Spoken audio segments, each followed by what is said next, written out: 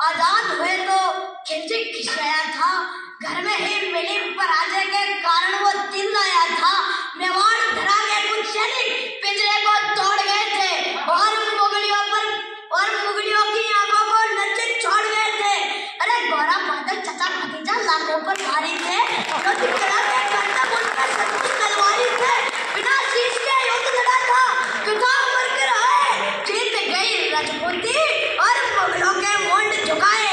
उधर नगाड़े बजे, इधर दिल्ली में मातम छाया और अहंकारी खिलजी खुद ही खुद में जल गया।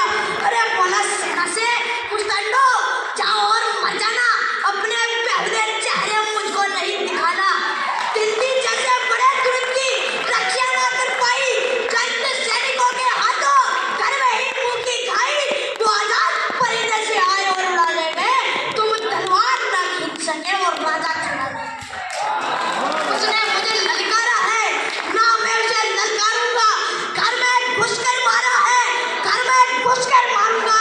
अरे हाथी घोड़े सजवाओ, बांधे पर्ची उठवा लो, सारी तलवारें तीर कटारी पर धारे रखवा लो और कूच करो, चित्तौड़ दुर्ग की घेराबंदी कर दो। जो आके पद्मिनी को देखे वो आके हल्दी कर दो। अरे बच्चे बूढ़े विधवाओं पर रहम तुम नहीं खाना। वीरों सेना जीत सको तो छुपकर तीर चलाना, दबे पांव चित्तौड़ चलो, भनक ना हो दुश्मन को, तुम्हारी गर्दन से दूर करूंगा रावल रतन सिंह के तन को। तो फिर खिलजी अपनी सेना लेकर पहुंचा उस माटी में, बलिदानी धरती के ऊपर मेवाड़ी घाटी में। एक पोस्ट सेना को रोका और जोरों से चिल्लाया, कायरों के सबू को एक फरमान सुनाया। बोला सन्मुख दरवाजा तोड़ो और आगे घुस जाओ, मेवाड़ी मान पद्मिनी को मेरे सन्मुख ले आओ। जो ही सैनिक पड़े दुश्मनी का सहसा मन बुलाया, किला नहीं था सन्मुख उनको काल खड़ा दिखलाया। सैनिक बोले माफ करो हम अंदर ना जाएंगे, है विशाल दरवाजा इसको तोड़ नहीं पाएंगे, और तोड़ पाए तो महाराज हम अपना कफन सिलेंगे। किले के भीतर भी सोए हुए मेवाड़ी सिंह मिलेंगे, सोए शेर जगेंगे, सबकी रूह हिलेगी, कितनी भी तेज भाग लेना पर दिल्ली नहीं मिलेगी।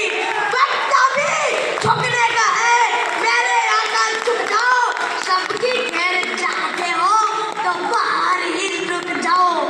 तो चित्तौड़ दुर्गों का राजा, पर्वत सी ऊंचाई, चित्तौड़ दुर्गों का राजा, अंबर सी ऊंचाई। पैदल घुमो तो उम्र गुजर जाए, इतनी लंबाई से भी विशाल थी रावण की पर्वताई से बहुत कठिन थी पद्मिनी की ठकुराई के आगे खिलजी भी उस दिखाई पड़ता। किला वेद लेने वाली वो पतित नित्या करता, किंतु किले की उस दृढ़ता का वहाँ क्या कहना। 8 माह तक रिंद छानती रही मुगलिया सेना, तो दीवार दुर्ग की धनक रही थी दंगल के जंगल में। दुष्ट दल बातें मेवाड़ी मंगल में, जिधर देखते केवल रेत दिखाई पड़ता। किला सन्मुख किला रणखेत दिखाई पड़ता।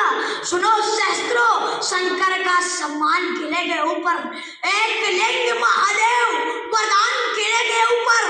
किला किलेश्वर क्या कुशल कमान वही था, किला था केवल किले का नाम नहीं था। तो गुप्तचरों ने देखा और राणा रावल से बोले, पहले शांत सवाली फिर धीरे से मुंह खोले, बोले हुकुम किले के बाहर काले खंड छाए, खिलजी के कायर शाम मारे द्वार तक चलाए। खिलजी की सारी सेना थोड़ी दूर किले से, यह रोज खबरियां उतरी नहीं रावल के गले से।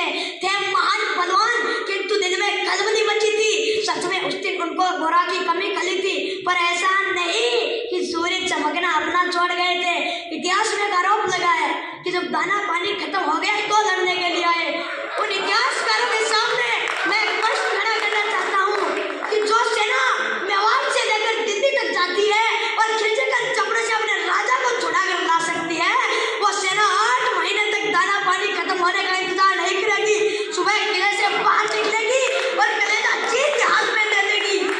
ऐसा नहीं कि सूर्य चमकना अपना छोड़ गए थे, ऐसा नहीं कि वो लड़ मरने का सपना तोड़ गए ऐसा नहीं कि वो शहर मान में चुप कर बैठ गए थे, ऐसा नहीं कि मृत्यु वैसे चुप कर बैठ गए थे, ऐसा नहीं कि मुगलिया सेना का पैरा सख्त हुआ था, ऐसा नहीं कि ठकुराई का ठंडा रक्त हुआ था, ऐसा नहीं कि राजपुताने में रणवीर नहीं थे, ऐसा नहीं कि रावल की तरकस में तीर नहीं थे, ऐसा नहीं कि उनकी तलवारों पर धार नहीं थी, और ऐसा नहीं कि मेवाड़ी माटी खुददार नहीं है। कह देता हूँ केवल एक यही वही था जो उनको रोक रहा था, मानवता का। बेटा रोकते थे तो इसकी दुकान लुट जाएगी। तेरे हाथ जोड़े बेटा। अब आप इधर आओ, आगे की मैं सुना देता हूँ।